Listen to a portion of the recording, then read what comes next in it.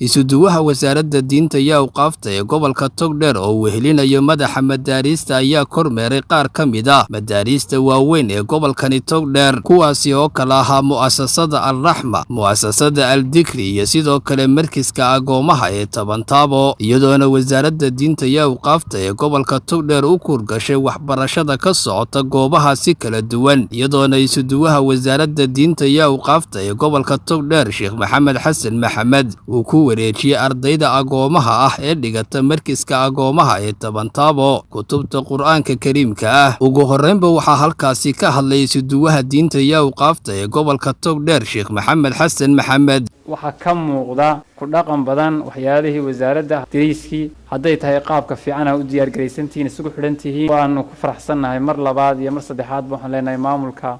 macallimiinta howlgodeennada dhammaan qaybaha kala duwan ee mu'asasatu Raxma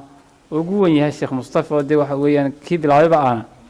leeyahay dhammaantiinba wada shaqayn fiican mahadnaq fiican saasaynu isku ognahay qof kastaaba shaqada dhinaciisa guntida waxa weeyaan dhiishaha ka waxa weeyaan haw qabsado mu'asasada faca weyn ee mu'asasatu Al-Dikri waana ku faraxsannahay sida fiican aad maamul ahaan u wadaan iyo fikradaha fiican aad soo gudbiseen aad ku soo kordhiseen gobolka inaad soo saarteen arday xufaada oo kitaabka Ilaahay xifdisan in maanta sanadka aad gasheen kaalinta saddexaad ee tartankii madaxweynaha waxaan ku faraxsannahay dhawaan iyadoo mu'asasada la furay maanta inay marayso 350 arday iyo dheeraad waxay baranayaan wixii ugu fiicnaa waxa ugu fiicnaan waa inay ardaydu heshaa kuraas wanaagsan iyo fasal ku filan iyo waxa weeyaan macallimiin iyaguna u qalmo oo aqoontoodii leh sidaan mu'asasadan ku aragnay oo kale waxaan ku faraxsanahay inaan soo eegno soo booqano saaka kormeerna ku soo timaadno iskuulkan oo ay ku jirto qayb qur'aana ama madrasadba ay ku jirto ogaa yar oo kutub oo kooban baan idin keenay aad mahadsantihiin waan isku soo noqon doonaa aadna waan ka warhayn doonaa xaalkiina si fiican oo si gaar ah soo waraysanay. qaar ka mid ah mas'uuliyiinta maraakiista isuduwuhu marayay ayaa uga mahad celiyay kormeerkani ugu yimi waxyaabaha ardayda loo dhigo qur'aanka waa ka mid ah manhajkii markaasi wasaaraddu dejisay ayaa ka mid ah dariisku soo aragtaan waa noocii waxa weeye wasaaraddu soo gaarsiisay insha Allah tacaala ardayda qur'aanka dhamaysay iyo cadaan bay xidhaan sida ninkii halka taagnaa oo kale ilaa dambaana u badan yihiin waa arday maxadda tagta weeye iskuulo masasoo wadan markaas furuucdeedu dhan ardayda keejiga dariiskooda waa noocay dariiska kaleba waxaan rajeynayaa in aad tacabka aad dardar gelisaan halka imika laga yidhi fasal baa tirna moodajiyaho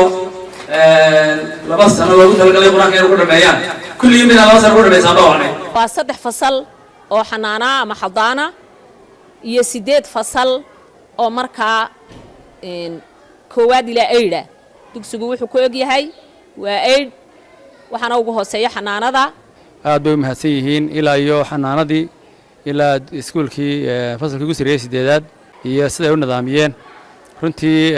aad baan ugu bognay Ilaahay baa mahadle iyaguna way mahadsan yihiin wuxuu ahaa kormeer kadiisa oo degdega warbixin yar oo kooban waan bixinay insha Allah tacaala waxaan doonayaa anagoo taagan fasal kamid ah fasaladii mu'asasada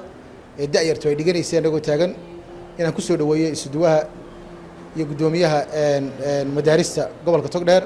soo dhawaada waxa leeyahay mu'asasada Dikri Qur'aan Kariim. kormeerka isuduwaha wasaaradda diinta iyo awqaafta ee gobolka Togdheer ayaa ujeedadiisu daaranayd u kuurgalidda iyo ogaanshaha xaaladaha dhabta ah ee maraakiista gobolka iyo sidoo kale ogaanshaha manhajkii wasaaradda diriiska ardayda iyo wacyigelin guud. Abdullaahi Maxamuud Muuse Xudayfi, telefishinka qaranka Somaliland, Burco.